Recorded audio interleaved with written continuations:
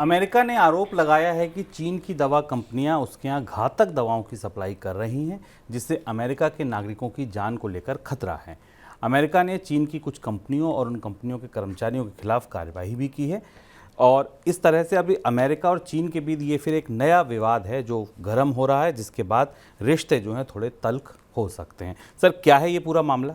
चीन और अमेरिका के बीच फार्मास्यूटिकल को लेकर रिश्ते और ज़्यादा ख़राब होते दिखाई दे रहे हैं। फार्मास्यूटिकल के मामले में अमेरिका चीन पर बड़े पैमाने पर निर्भर है। ये बात अमेरिका के अलग अलग कांग्रेसमैन और अमेरिका के कांग्रेस की बैठकों में भी उठाई जाती रही, लेकिन अब ये मामला खुलकर सामने आ गया। एक ऐसी दवा पाई गई जिस दवा के ऊपर प्रतिबंध भी लगाया गया और सख्ती भी की गई। लाइफ सेविंग ड्रग्स के मामले में चूंकि अमेरिका की अपनी फार्मास्यूटिकल इंडस्ट्री पिछड़ गई और सामान्य और सस्ती दवाएं जो आमतौर पर अमेरिकन इस्तेमाल करते हैं उनके लिए उनका चीन से आयात बढ़ता चला गया, ये सबसे बड़ी चिंता की बात है। अब जाकर जब रिश्ते इतने ख़राब हैं कि चीन ने मिनरल्स की एक्सपोर्ट पर रोक लगा दी है, सेमीकंडक्टर को लेकर दोनों देशों के बीच एक दूसरे के खिलाफ प्रतिद्वंदी कार्रवाई हो रही है, तो अमेरिका को ये सच स्वीकार करना पड़ रहा है कि उसकी अपनी फार्मास्यूटिकल इंडस्ट्री इतनी मजबूत नहीं है कि वो चीन से आने वाली सस्ती दवाओं का मुकाबला कर सके।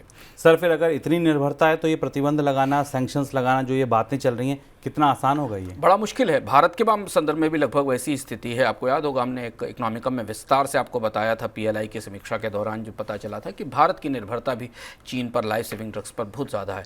ठीक लगभग वैसी स्थिति अमेरिका की अर्थव्यवस्था की भी। अमेरिका की अर्थव्यवस्था में सस्ते एपीआई के सहारे, सस्ते कच्चे माल के सहारे जो वर्ल्ड की फार्मेसी है चीन, वो अंदर बैठ गई है।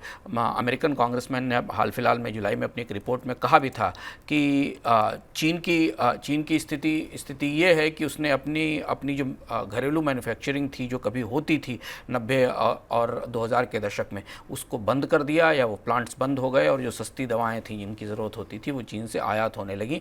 यहाँ तक कि ये भी आरोप लगाया गया कि कोविड के दौरान जिन मास्क्स की डिलीवरी हुई थी चाइना में, अमेरिका में, वो भी जो मास्क वहाँ के अमेरिकी सरकार के अधिकारियों ने पहन रखे थे, वो भी वहाँ मास्क चाइना में ही बने हुए थे, चीन से बनकर आए थे। पर चीन की फार्मास्यूटिकल इंडस्ट्री ने अपने आप को पूरी दुनिया में इतनी तेज़ी से स्थापित किया है और दवाएं चूँकि एक सेंसिटिव और महत्वपूर्ण उत्पाद हैं, तो शुभम, प्रतिबंध लगाना इतना आसान नहीं होगा चीन के लिए भी या दुनिया के किसी भी देश के लिए कि दवाओं की आपूर्ति रोकी जा सके। लेकिन ये मामला अब थोड़ा तूल पकड़ता दिखाई दे रहा है।